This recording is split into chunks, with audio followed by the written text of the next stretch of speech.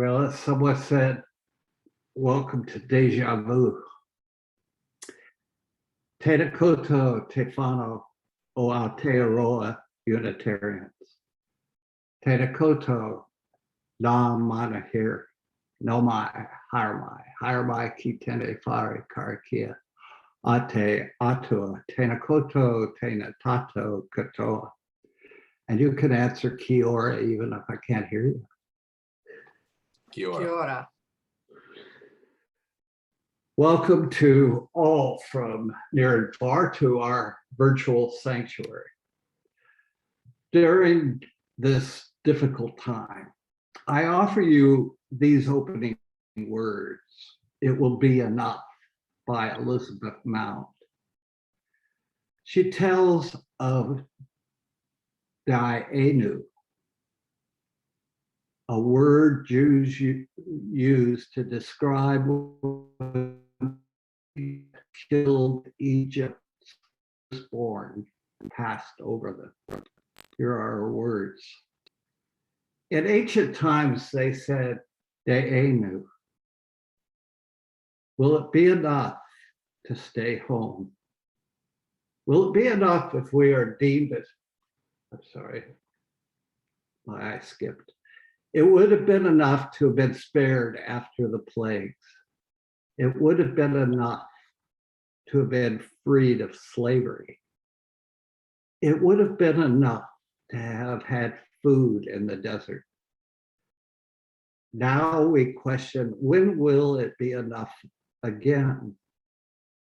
Dayenu. Will it be enough to stay home? Will it be enough if we are deemed essential as we're made to work? Will it be enough to wear a mask as we go to the market, to the office, to the petrol station? Will it be enough to keep us well in the midst of plague that has not passed over? Now we wonder, worry, wish for answers. Dayenu. It would have been enough. It will be enough again if the stories of our ancestors teach us how to live in this time and bring us hope for tomorrow. It will be enough if we join together in remembering that we all come from people who have survived. Again and again, it will be enough this year, as it is each and every year. Dayenu. It will be enough that we are together today. Come, let us worship together.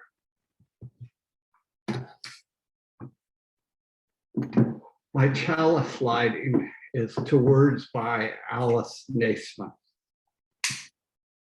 At a time of uncertainty, when everything around us is changing constantly, each day new developments, rising numbers, changing guidelines, when the world we live in suddenly seems upside down and topsy-turvy, we light our chalice to remind ourselves of our grounding in our faith. We remember that the flaming chalice came into being as a beacon of hope during World War II, a secret symbol that offered help in the midst of it all. We wrap ourselves in the warm light of a familiar flame, a reminder of the strength that emerges when we come together in community.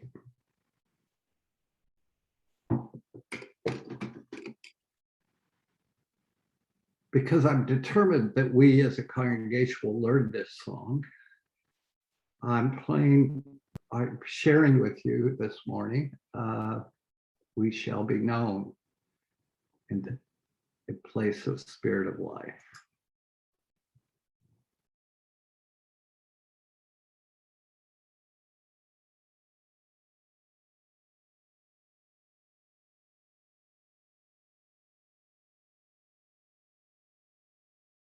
I offer a virtual candle for all those thoughts and concerns on our mind.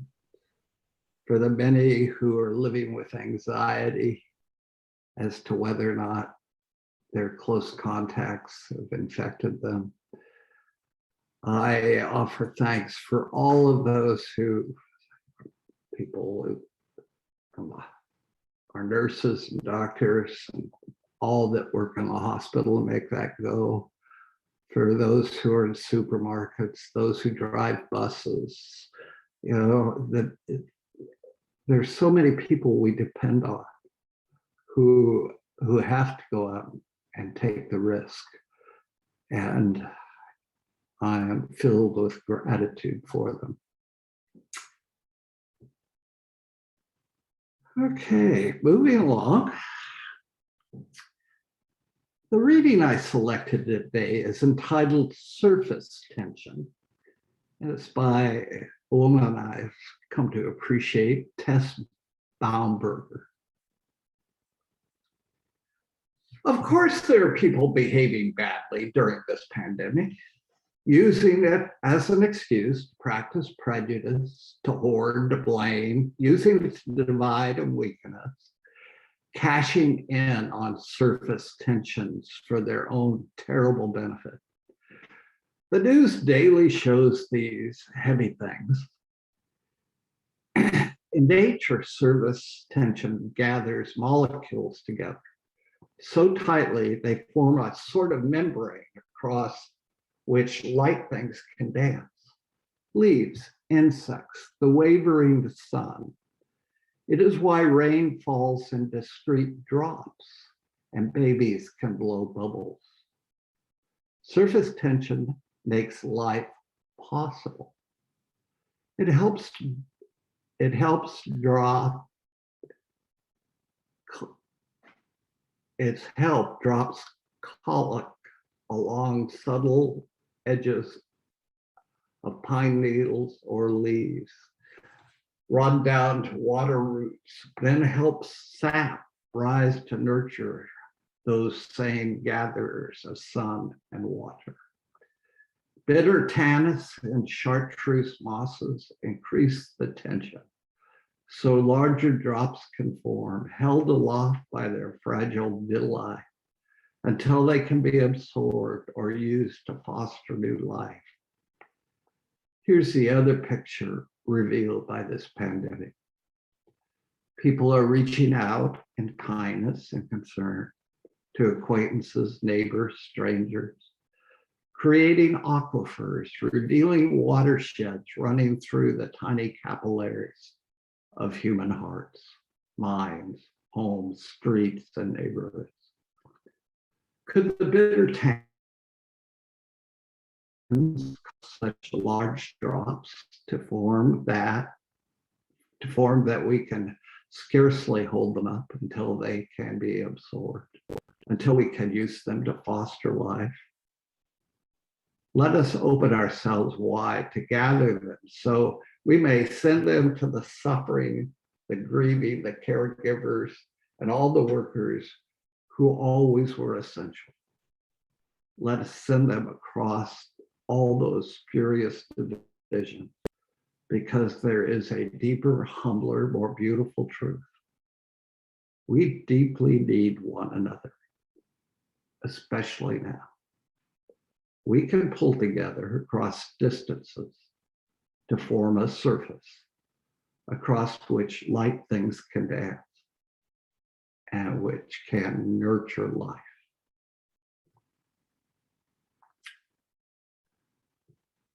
We all know the song, Gather in the Spirit.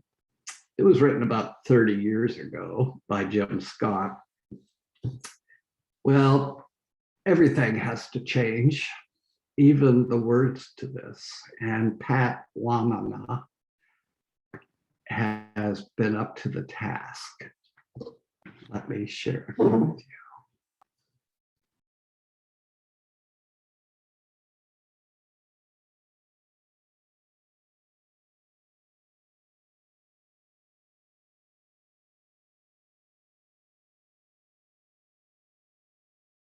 If you've read your newsletter, hopefully you subscribe. You know, I've entitled my musing this morning, Dayenu. It would be enough. As we once again find the virus an unwelcome guest in our midst, I pondered what to share with you today. The Ministry of Health is doing a great job considering the enormity of the task, trying to keep us physically healthy. Our Prime Minister is doing her job of keeping us mentally sound with her calm assurance, clear messaging, and kind manner. But I can't find a ministry for assisting us with our spiritual well-being. I guess that's my job. It is a daunting one, but I take comfort in my opening words by Elizabeth Mount. If I could remind you of your internal spiritual strength that will help you endure, that would be Dayenu. It will be enough for today. If you came today hoping for a distraction from the new challenges and demands a lockdown presents, you will be disappointed. Dr. Brene Brown, who has spent 2 decades studying courage, vulnerability, shame, and empathy, explains why in an interview. I went back to church thinking it would be like an epidural, like it would take the pain away. Faith and church were not an epidural for me at all.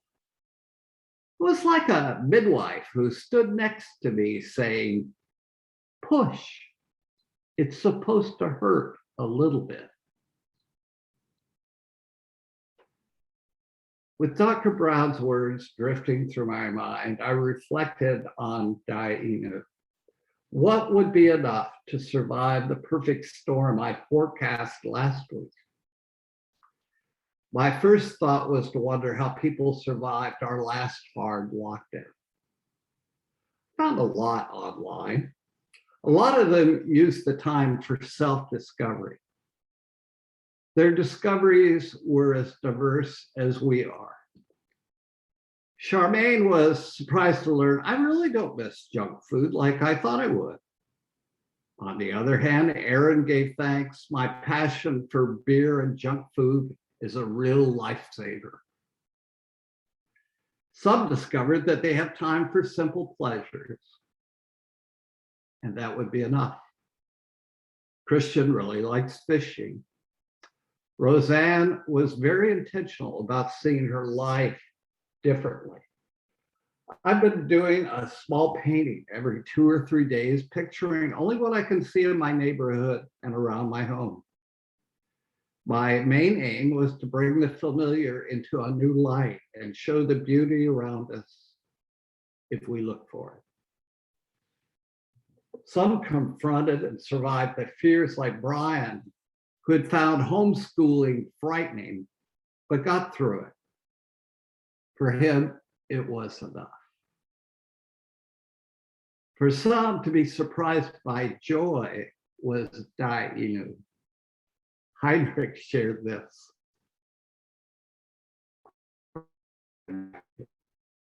I met this lady at the start of lockdown who is now permanently at my house. I've learned that she is my wife, and I was pleasantly surprised at how nice she is.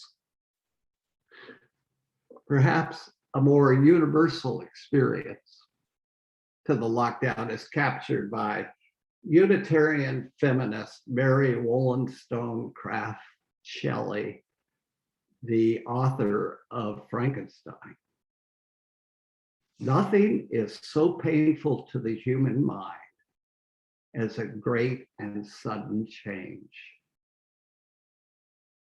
We see the pain in old behaviors kicking in, like stripping supermarket shelves of toilet paper, making a mad dash to the liquor store, believing in our own invincibility by refusing to wear a mask, get a vaccine, or stay put at home. It would be Dayenu if we could name and banish such behaviors and replace them with incarnate love. I recognize that requires pushing, and it may hurt a little bit. Lemony Snicket captures it best. Love can change a person the way a parent can change a baby, awkwardly, and often with a great deal of mess. Part of that mess is accepting the reality of another ancient word that is not easily translated. It resides comfortably alongside Dayenu. It is dukkha. Buddhists say all is dukkha. Dukkha implies impermanence. Nothing lasts. The path to enlightenment is understanding, accepting impermanence to the point where we no longer struggle against it. That would be Dayenu.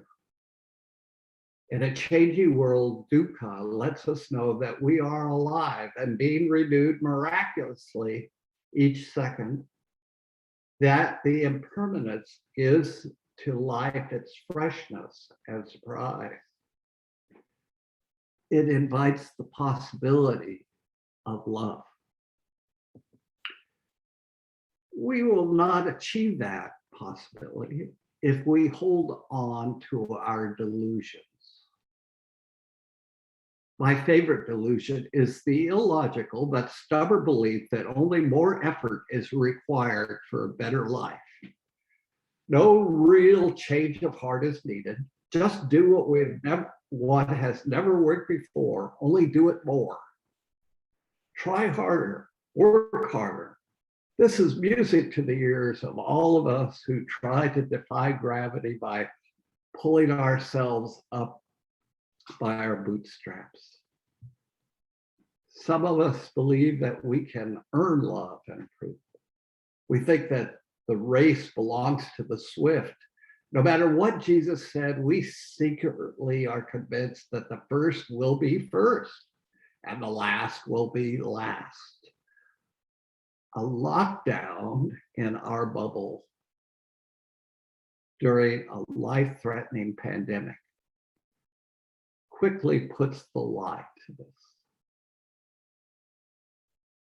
What I admire about religion is stubborn refusal to accommodate these foolish delusions. While religion, while honoring human effort and inviting our firm resolve to be the best human beings we're capable of being, insists that we need to experience what it means to be loved and to receive grace. What we require will come to us effortlessly from within, from the community, from the holy mystery beyond us. Dayenu. Our struggle against change intensifies our contractions to give birth to survival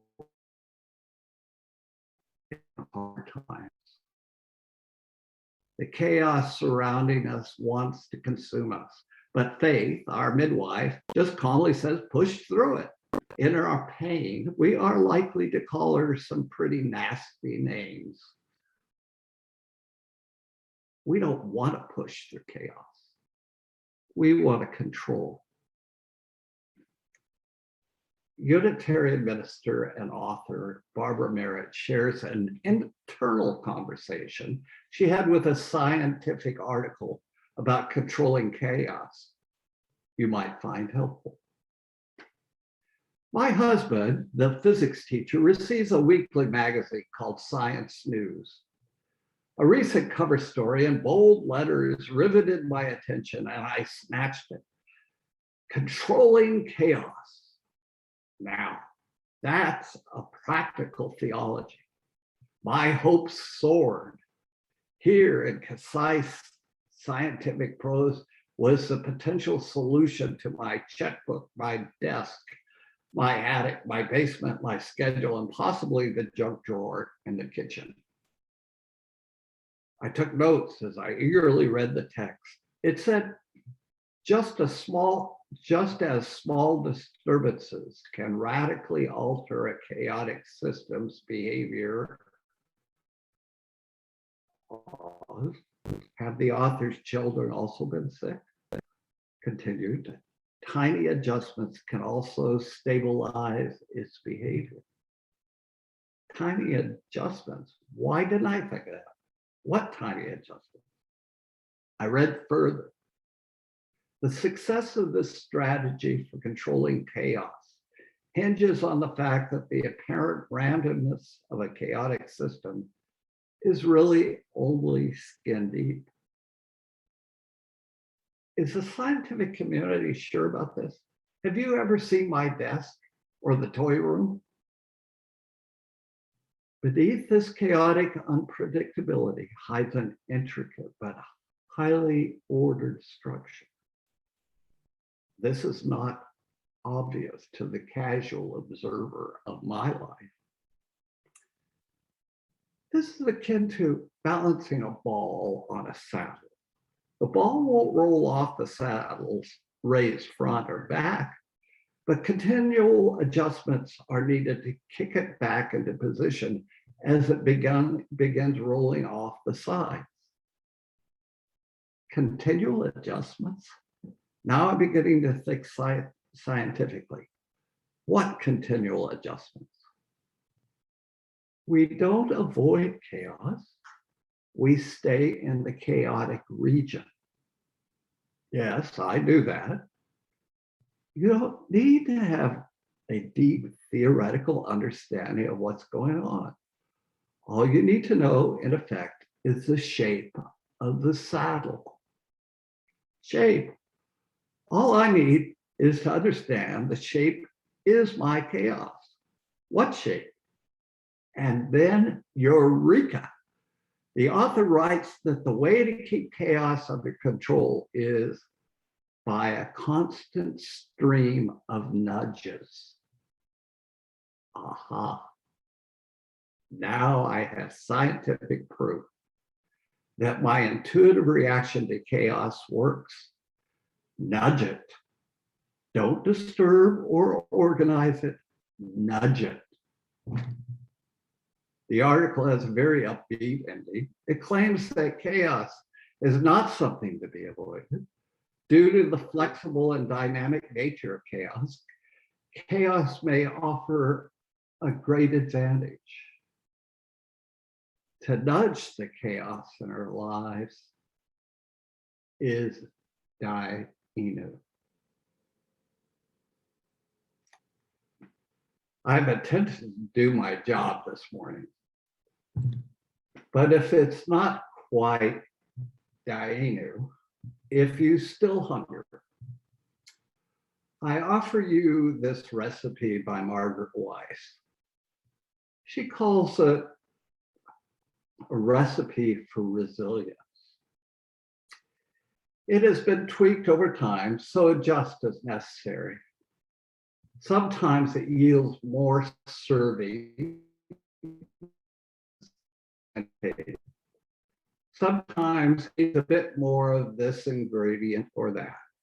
It comes from generations who have gone before me, and I've added my own flavor along the way. Ingredients: 1 part courage, 2 parts tears of failure and doubt, 1 part deep listening, 1 part each of both silence and laughter, a dash of trust, a pinch of wonder, a heaping scoop of naps and snacks. In a separate bowl, mix together family, friends, and those who challenge you to be your best self, those with whom you disagree. And add slowly to the larger pot. Add a bay leaf for, well, whatever it is bay leaves do. And let it simmer as long as you need, which is often longer than you realize or anticipate. Keep the heat at an even temperature, hot enough to cook throughout, but not so hot it burns the bottom.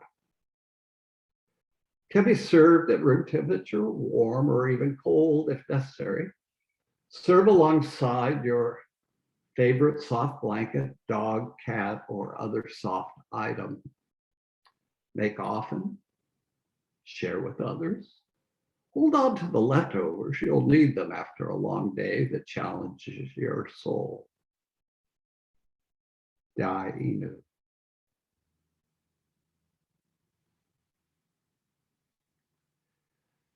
Normally in our Zoom services, this is where you have your breakout groups, but since we've got so many from our in-person services, we're going to give you priority and we'll have the conversation at the end of this service. And now for our closing song. It's called In These Hard Times by Linda Hirschhorn.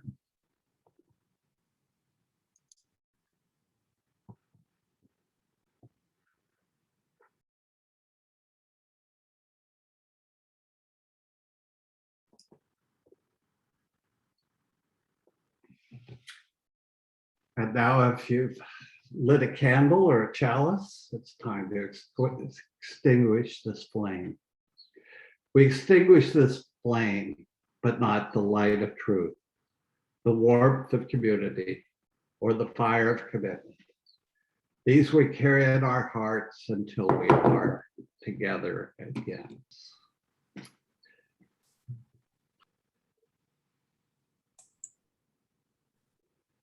Okay, we'll continue with my closing words.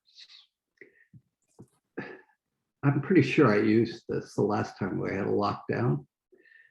It's a poem by the Unitarian poet laureate Lynn Ungar entitled Pandemic. What if you thought of it as the Jews considered the Sabbath, the most sacred of times? Cease from travel, cease from buying and selling. Give up, just for now, on trying to make the world different than it is. Sing, pray, touch only those to whom you commit your life. Center down.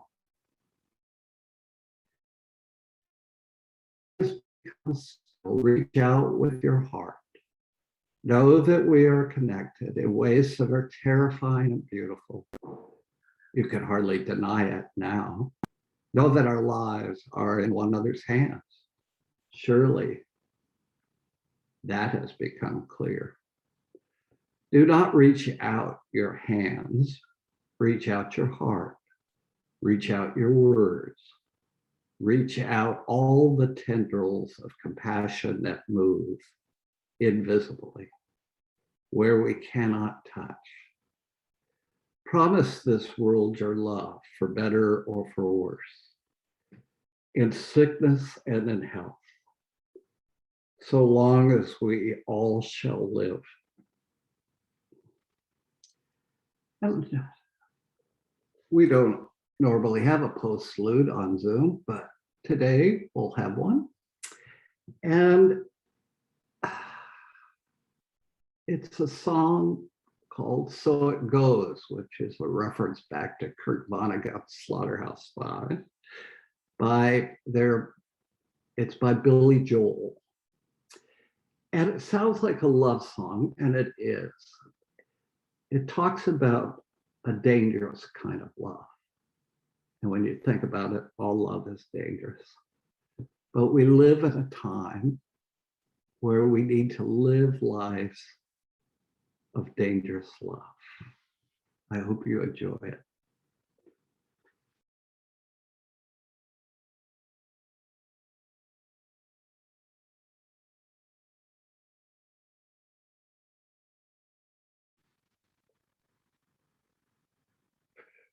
Well, we're our conversation starters. The question is, how has the lockdown challenged you? How have you nudged it to remain spiritually whole? How has the lockdown challenged you? How have you nudged it to remain spiritually whole?